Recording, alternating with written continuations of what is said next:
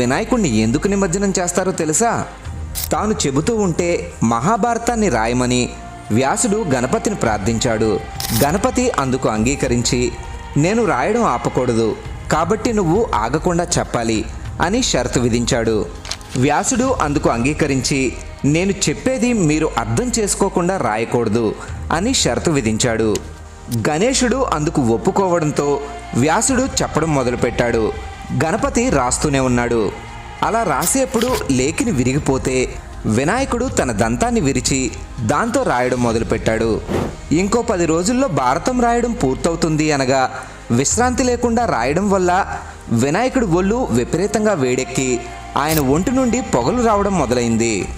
అది గమనించిన వ్యాసుడి శిష్యుడు వైశంపాయనుడు బంకమట్టిని ప్రతిరోజు వినాయకుడు ఒళ్ళంతా రాసేవాడు.